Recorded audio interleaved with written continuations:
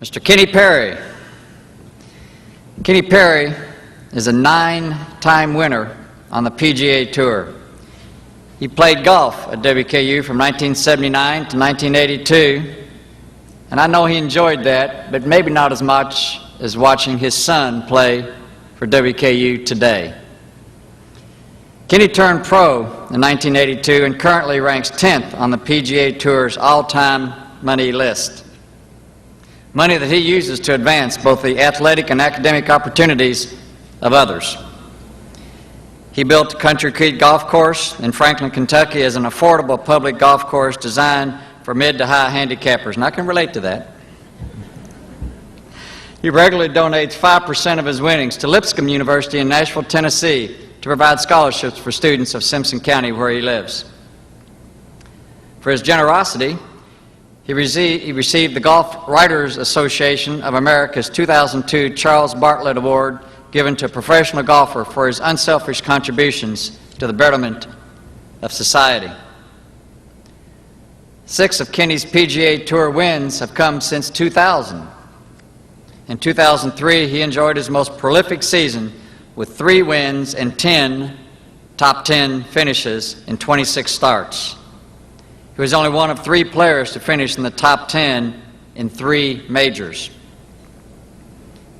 Kenny is a 3-time member of the U.S. President's Cup team, and he was inducted into WKU's Athletic Hall of Fame in 1994 and the Kentucky Golf Hall of Fame in 2004. The WKU Hall of Distinguished Alumni honors individuals who have made contributions to WKU, to Kentucky, and to the nation. Kenny Perry's skill, generosity, and commitment to education make him well-suited to join this elite group. I'm pleased to induct Kenny Perry into the WKU Hall of Distinguished Alumni. Kenny? He refers to himself as just a simple guy from Franklin, Kentucky. But there's nothing simple about the life of pro golfer Kenny Perry. Considered one of the world's top golfers, Perry's successes transcend his modesty. You might say this 9-time PGA Tour winner was born to the game of golf. When he was a little boy, he was more interested in golf than the rest of the children. And at that time, I played a lot of golf. So we got to going together and playing golf. He wanted me to teach him how to hit a lot of golf balls. So at that time, he'd use up all my shag balls in the bag that I had and want me to sit there till he ran and pick them up and he wanted to hit them again. I had a one-track mind. I had a goal, a specific goal in my life, and I was determined to not fail at it. And you know, I'll never forget in middle school, teacher asked me what I was going to do, and I told her I was going to play the PGA Tour, and he laughed at me in my face. He told me, you need to get a good education and not even think about it like that. And to this day, I tell him, I said, I proved you wrong, you know. And it's nothing against him, but it was, you know, he didn't know what was inside of me. He didn't know what drives me and what motivated me. You know, I slept it, I ate it, I breathed it. You know, that was just me. That's just what I wanted to do. I didn't want to do anything else. You know what? I didn't like, you know, partying or anything, getting out. I didn't even hardly like girls until I met my wife, and so I was very motivated, very dedicated to what I wanted to do, you know, and I was just very focused. That's just the kind of person I am. By the time he reached high school, Kenny Perry was the player to watch. The young golfer displayed an intense focus with a real skill for the game. Those skills were not lost on college recruiters who came a-calling. But it was WKU's proximity to home and opportunity to play that led the up-and-coming superstar to the hill. I had just become the golf coach 2 days earlier and went to the state high school tournament looking for talent. Kenny Perry tied for the lead at the end of the first day, and it rained out the second day. So in essence, he became the co-state champion of the golf tournament of the state of Kentucky. I immediately got on the phone to Kenny and his father, and I'd played some golf with and against his dad in tournaments, and got them to come up for a visit. We toured Bowling Green Country Club, Indian Hills Country Club, and we stopped out at Indian Hills in the parking lot. I'll never forget. And I told Kenny how meager our scholarships were, and I offered him a half scholarship at that time. And his dad looked at him and he said, "Son, I think we really ought to take this, don't you?" He said, "That sounds good to me, Dad." I said, "Sign right here." And boy, what a good move that was. Perry turned pro in 1982, logging his first PGA Tour win 9 years later. And from there, he's never looked back. His honors include 85 top 10 finishes in major tournaments. He's one of 3 players to finish in the top 10 in 3 majors. And he's ranked 10th on the PGA Tour's all-time money list. In addition, he's shared green space with some of the legends of the game. There's a lot of things I can say about you, but what I really want to say about you is that I saw you come as a youngster and win the Memorial Tournament. I saw you come back a few years later, win the Memorial Tournament again. I saw you grow in stature. I saw the great golf that you played. You played on 2 of my President's Cup teams. You're one of my mainstays on the team. You know, you've been a good friend for a lot of years, and you've played a lot of good golf. And any honor that you get is well deserved. You've not only been a good golfer, Kenny, you're a good person, and that's more important. So congratulations and continued success. Perry, who wants to be remembered as a person, not a player, is ready to reap the rewards of his hard work by slowing down to enjoy his family and spend more time growing the public golf course he owns in Franklin, Kentucky. You know, I don't have really anything else to accomplish on the PGA Tour. I would love to win a major, obviously. If I don't ever win a major, it's not that big a deal to me. You know, I actually achieved, and I've gotten in my life, all I wanted out of the game of golf. And I've got a great golf course here at Country Creek here in Franklin. You know, I see myself spending a lot of days out there coming up in a few years. I just see myself, you know, kicking back and just relaxing, getting away from pressure, stress. I've had stress on my life my whole life.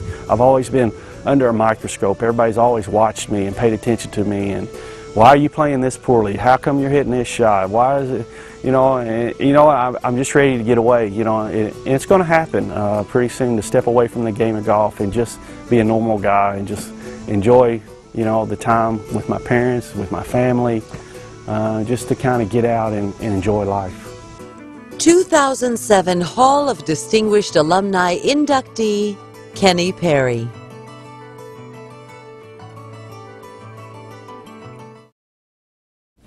Thank you very much. Zach Johnson stole my line in this year's Masters. After he won the Masters, he got up and he said, "I'm just a simple guy from Cedar Rapids, Iowa." And you know what? And that kind of hit me when I saw that on the video. That is true. I've always said that before Zach did. I always said, "I'm just a simple guy from Franklin, Kentucky, who don't like to have a lot of fuss made about him." You know, I just kind of like to go on about my life and have simple things. And the video was unbelievable. To hear Jack Nicklaus talk to you about that's pretty emotional to me and pretty special. But I have to look back and think my years on the Hill from 1979 to 1982 were a very special time for me. And I can honestly say, if those years hadn't been positive to me and very rewarding, I may not have had the success I've had on the PGA Tour if I had today. I got to thank my old golf coach, Jim Richards. Where are you? Stand up there for me so I can see where you're at. Everybody knows Coach. Where you at? I still don't see you. As Coach said, I was his first signee. So, Coach, I made you look like a genius, didn't I? You know, a Coach came from the basketball world, and it was so funny. I learned more about basketball from him than I did about golf. But you know what I learned from Coach more than anything was his friendship. We've been friends now for 29 years. It's been very special.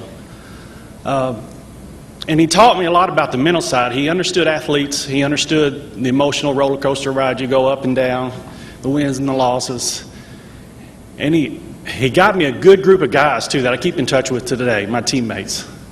That was very special to me. He made my life very easy for me at Western. It was very special. And it helped me to grow and become a man, and it helped me to mature, and it just really helped me to achieve the goal that I have. You know, I finally made it. I made it to the tour, and that was a stepping stone, a process in my life, and I needed that. I thank you, Coach. I also got to thank, in the 1990s, my plate's kind of incomplete still. You know, I haven't retired yet. I've still got a lot to learn, to achieve out on the PGA Tour. And Ben Crenshaw in the 1999 Ryder Cup, we'd lost pretty bad on Friday and Saturday, and we were down pretty bad. And he went in the media room, and that night he said, "I've really got a good feeling about tomorrow." Turned around and walked out and was gone. And you know what? I've really got a good feeling about the last part of my career. I've really got, you know, I'd like to somehow make that Ryder Cup team next year at Valhalla. I've got a little debt to repay back at that place. I'd like to continue winning golf tournaments, and I'd like to, you know, get back to playing the golf that I used to know how to play. And I've still got this one voice in my head, and it's my son's voice. When he introduced me into the, I think it was the Kentucky Hall of Fame, he said, "I'd like to one day introduce my dad into the World Golf Hall of Fame."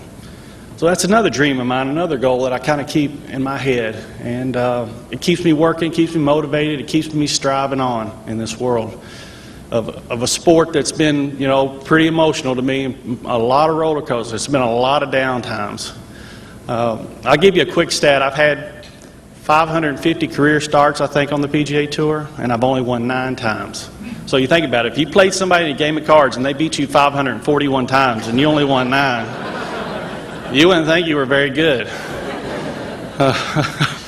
But anyway, it's been a tough ride, and I've had a lot of help along the way, and I thank Western for its support. I want to thank my mom and dad. They're here today.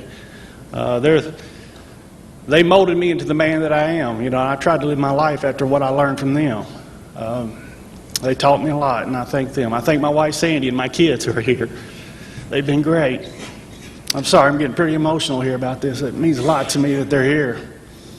But I'd also like to thank a gentleman that you're introducing into the hall here at Western, Norman Head. Without his teaching and guidance, I know I wouldn't have made it on the PGA Tour. You know, I'm living proof that his theories worked, and he's more deserving. He's truly deserving of that honor. He had a lot of passion, a lot of love for the game, and I fed off that. I understood that, and I took that with me. And he has truly helped me to make it, you know, as far as I have out there on the PGA Tour. And last, I thank God. I thank my faith. I thank my, you know, I've played a sport that's beat me down my whole life, but my faith tells me I'm a winner. And because of the two, I have balance in my life. And I think that's what's carried me on through all these years.